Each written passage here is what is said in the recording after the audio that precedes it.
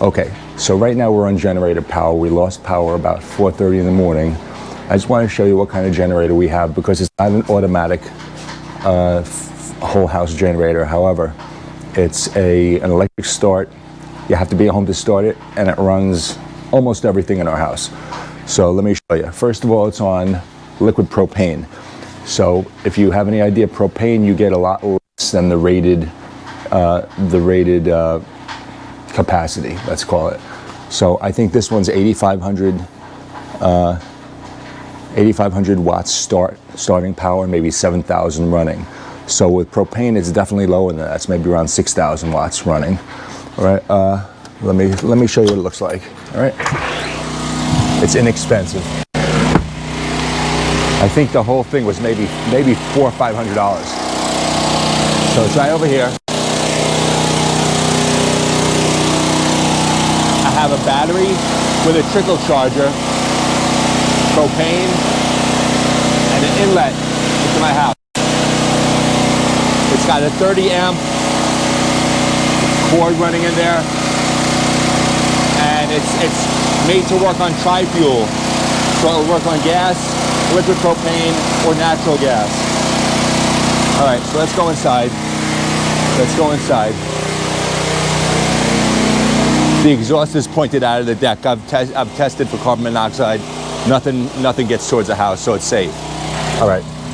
So as I was saying, you get probably about 6,500 watts of running with that. So let me show you what it's running at 6,500 watts. So all the lights in the house. So pardon the disgusting mess down here. I've been taking things apart.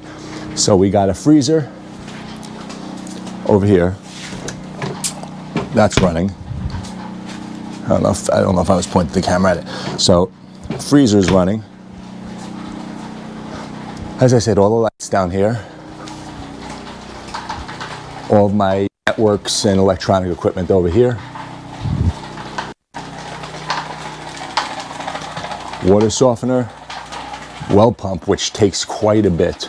This was the biggie. It's 220, 2 horsepower.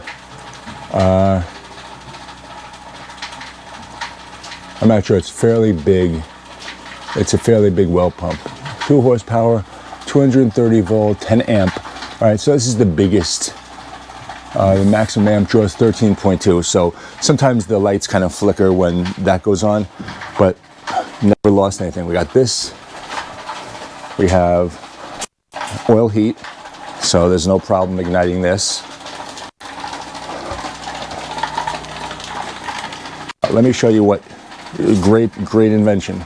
I don't know if you could see it. This thing up here, you turn it on when the power goes out, and when the power comes back on, it emits like a shrill, like a really loud squealing noise. So you know to turn the generator off, because it's, like I said, it's not automatic. All right, so we have that's going. Let me show you upstairs, which I got a lot of everybody's home, so.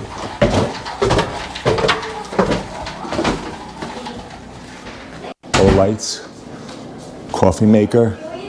We do these all at the same time. Coffee maker, toaster oven. This system, you could do this. Refrigerator.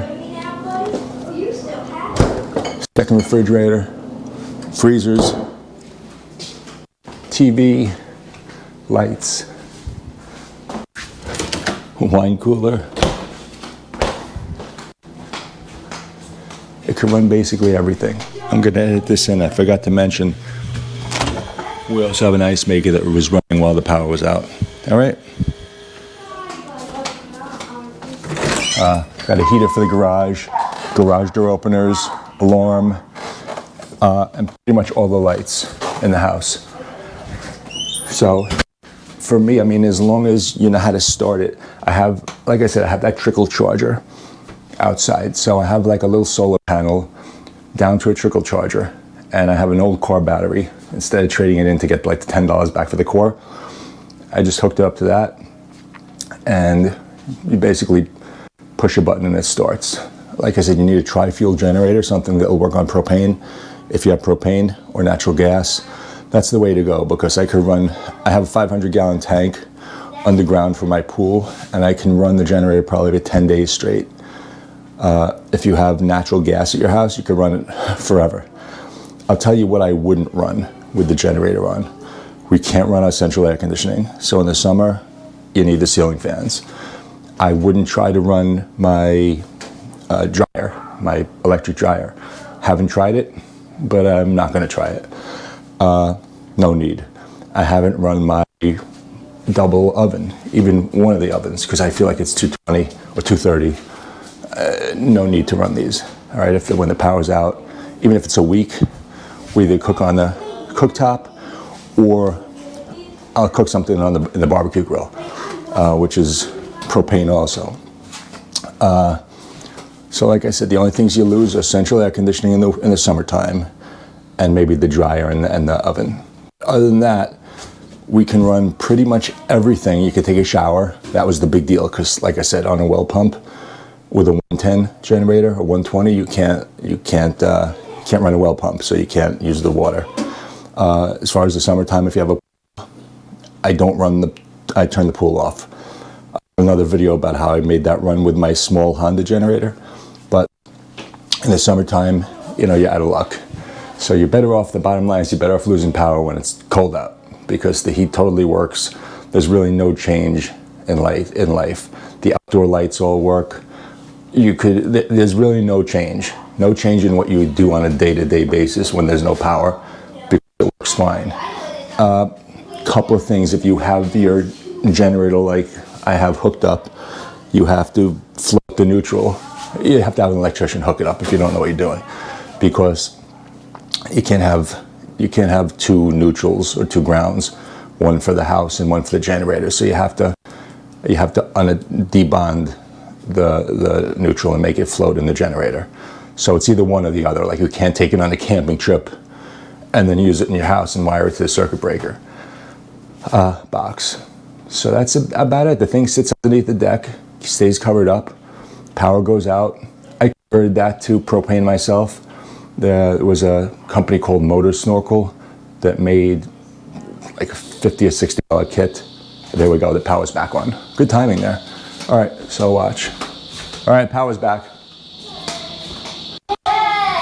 Yeah, he's back. All right, so watch. Good timing. Yeah, good timing. All right, so here's what we do. You hear that? All right. So that means the power's back on. All right, it's a racket. So I'm gonna turn this on. What I'll do is I'll turn off the generator. Turn off the generator breaker. Now we'll turn on the main power. All right, so now we're on main power. And then I could shut the generator off. So that was good timing, maybe. Otherwise, there's absolutely no way to know when the power comes back on. You have to either listen for neighbors or whatever. So let me see here. The way I turn this off is simply this, watch.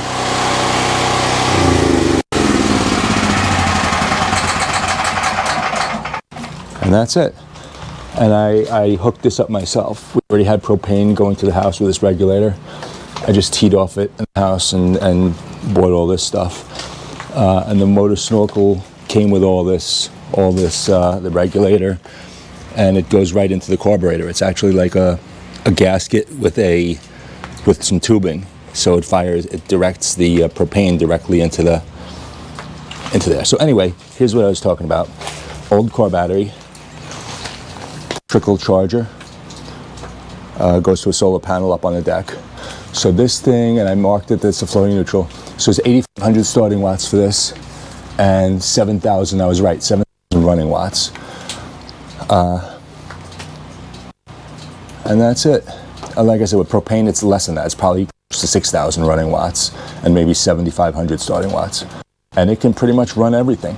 So what I typically do is I turn this off, and there's the inlet. And that's it. And I just leave the generator breaker stays off. And that's it. So as you can see, our other neighbors still have their generator on because They don't know about having one of these things. And that's it. All right, so thanks for watching. Sorry it was a little long-winded, but the takeaway is we could run pretty much the entire house with the generator, with the small generator. You just have to be home to turn everything on. All right, that's it. Thanks for watching.